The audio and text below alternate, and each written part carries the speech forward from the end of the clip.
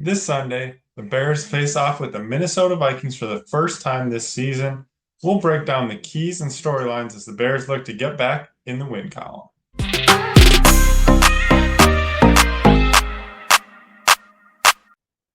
Before we dive too far into this Bears and Vikings matchup, we'll quickly take a look back at last week's game. The Bears lost 20-19 to the Packers on a blocked field goal, which may or may not have had a penalty in it, but for the sake of moving on, was not called a penalty. So we move on, but you have to be encouraged with that final drive from Caleb Williams, especially after the sacks on the first two plays where went into third and 19, I believe. At that point, would have been very easy to just fold. Caleb Williams shows the resilience, gets a large chunk after a scramble with that pass to Rome Odunze. And then on the fourth down, absolutely beautiful pass to Rome for the first and to really get us into field goal range. So even though the field goal was blocked, they don't come out with the win. You still have to acknowledge some of the positives there, and a lot of the positives with Thomas Brown's debut as offensive coordinator. Things that are exciting as we go into this Week 12 matchup against the Vikings. This will be the first matchup against the Vikings this season. The second will be in less than a month on Monday Night Football, December 16th in Minnesota.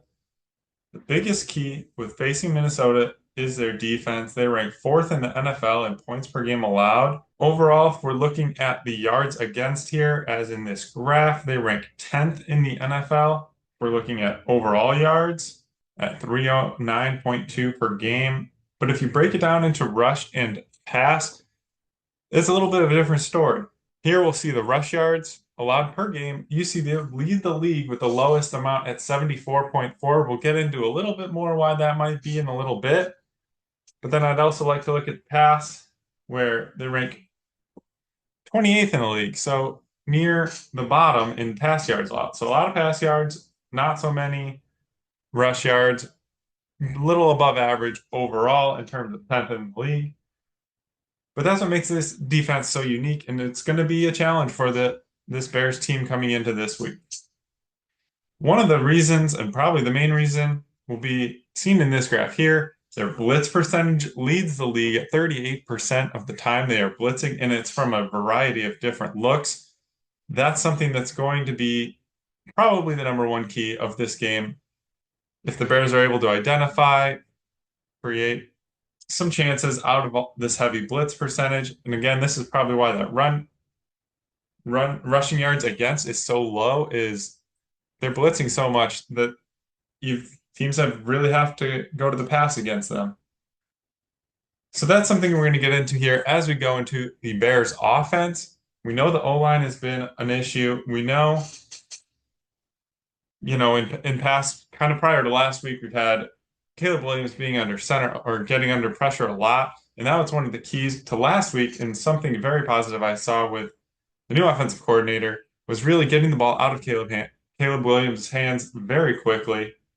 That we can see in this graph here. Caleb Williams' average time to throw by week. We see that big drop off in week 11 last week with the new coordinator with 2.42 seconds in the average time to throw. So love that. And that's going to be something that's key this week as well. So glad that they got 1 week to kind of try that out, get it going, because that's going to be huge against this blitzing Minnesota defense. So that Vikings D is the main reason the Vikings had so much success so far, 8-2 on the year, and coming off 3 straight wins against AFC South teams, not the Texans, but the other AFC South teams, and they're coming off a 23-13 victory at Tennessee in their last. The offense hasn't been top of the league, hasn't been bottom of the league. It's been middling to above average, 10th in points per game at 24.4, 19th in rush yards per game, 13th in pass yards per game. And as we see here, the list of the top 5 receivers for this Vikings offense by percentage of receiving yards, we see Justin Jefferson, obviously massive number 1 option there. Jordan Addison, the number 2. And I think it was interesting that the third option in terms of receiving yards is Aaron Jones. So that is something I'm going to look at as a key for this Bears defense. Aaron Jones and in last week's game, Cam Akers a little bit more. So both of those running backs can be receivers as well out of the backfield. I think it's going to be important for the Bears defense to get some pressure on the quarterback and really kind of make them block rather than be receivers. Here we take a look at the running back receiving yards for against the Bears defense last year. So this is where I'm going with this. The Bears defense last year could not get pressure on opponent quarterbacks, and that allowed opposing running backs to run or catch and run all over them. You'll see they were dead last in the league in pass yards allowed to running backs, 938 on the season. It's not even close with the second to worst Jaguars. But if we take a look at that this year, we see the Bears are a lot better near the top of that graph, 293 so far. Obviously, we're not done with the season yet, but a lot better this year. And I think one of the main reasons for that is all the pressure they've been able to get with some of their new guys on defense. I know Sweat was there part of last year, but Montez Sweat leading that group.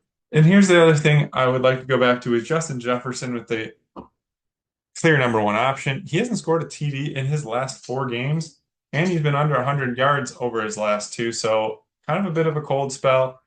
It's not like they have a great quarterback in Sam Darnold, but he's done what they needed him to do so far. Kind of a career that had been struggling, and now he's found it a little bit with Minnesota. So that's going to lead into my 3 keys for the Bears in this one. Quick releases. They started to show it last week, going back to the Caleb Williams graph with the time that the ball is in his hand before he gets rid of it. That's going to be key against these different looks and different blitz packages that the Vikings have. Number 2 would be control Aaron Jones in that pass game. Throw Akers in that as well. What I mean is we need to get pressure on Darnold and control those receivers. Jones only had 1 reception for 4 yards last week. There was, I believe, 2 for Akers. So that wasn't something they were great with last week, but they didn't get a whole lot of points last week. So that's something that the Bears defense will need to control in order to have success in this one. And then the third one is something I haven't really touched on yet, but spread the ball around. That was one of my keys going into the game against the Packers, was that Cole Kmet had been invisible, basically.